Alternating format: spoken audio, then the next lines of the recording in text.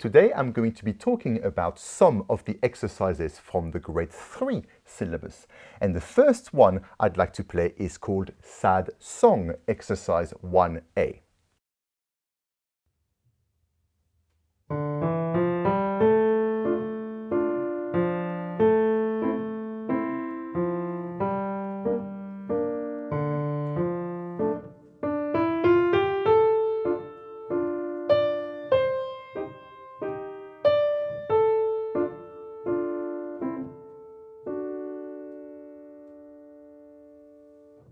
This is an exercise predominantly about balance in between the right hand and the left hand.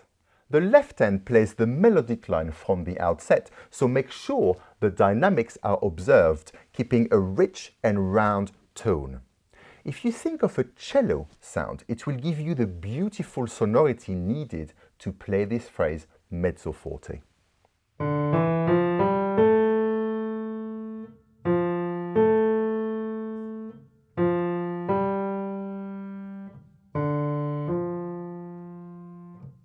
Meanwhile, the right-hand chords are played piano, with a very clear articulation of staccato for the first note and tenuto for the second note. The staccato note must be short and crisp, as opposed to the tenuto notes, which are longer notes, perhaps played with a gentle push.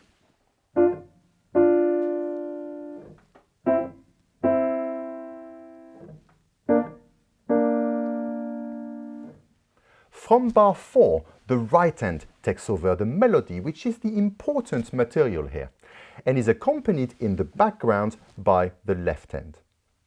Once again, the dynamics are clearly indicated in order to give a good balance in between the hands. The right hand plays forte, whilst the left hand stays mezzo piano. Notice the ritenuto at the end, enabling you to tail off nicely with a beautiful diminuendo too.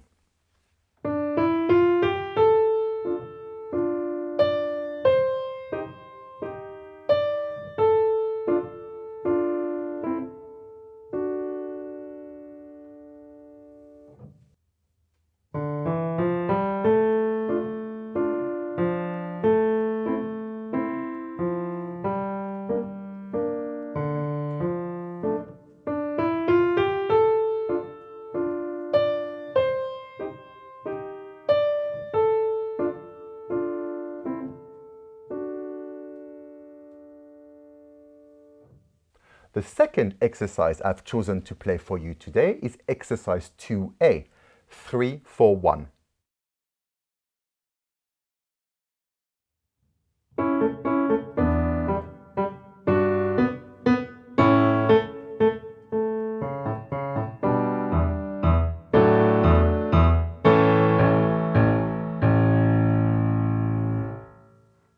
This is an exercise which requires good coordination in between the left hand and the right hand through the use of different articulations and dynamics.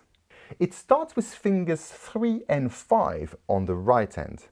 Now it's quite easy to split them if you don't have your hand prepared and in the right shape. Make sure both notes are going down exactly together and check the very detailed articulation. Let's look at the articulation in bar 1. The quavers are paired in 2, and although they should remain in time rhythmically, there should be a slight separation in between them.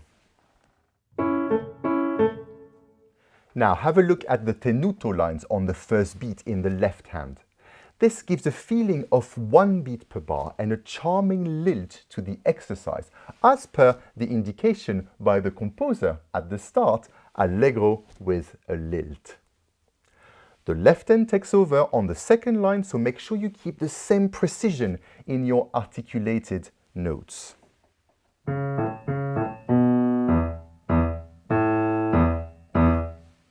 Finally, let's have a look at the dynamic shape.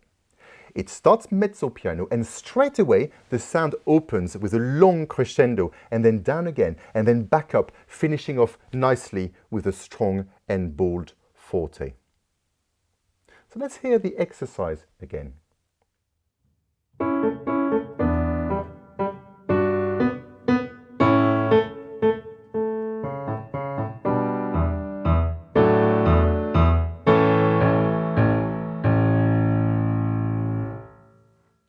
The third exercise I've chosen to play for you today is called dance steps, exercise 3A.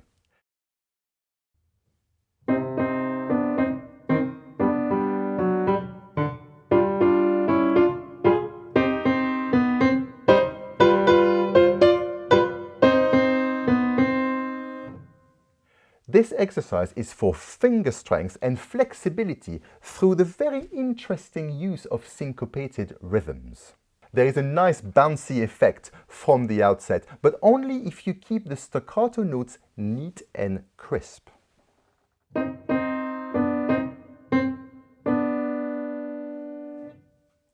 Playing with the correct fingering is important as well in order to keep the fingers firm and the rhythms tight.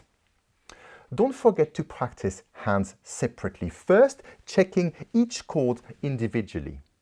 The first chord should be played with 2 and 4, and B and D should be played with 1 and 3, like this.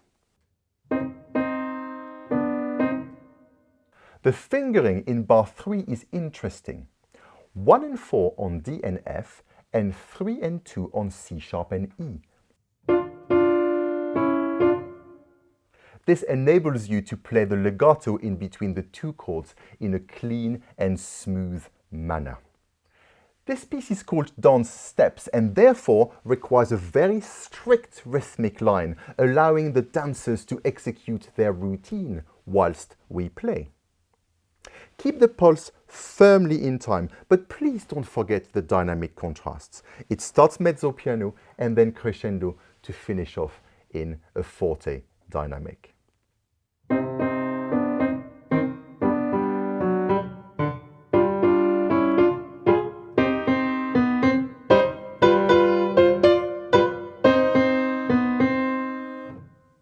Thank you very much for listening to me today and have fun practicing your grade 3 exercises.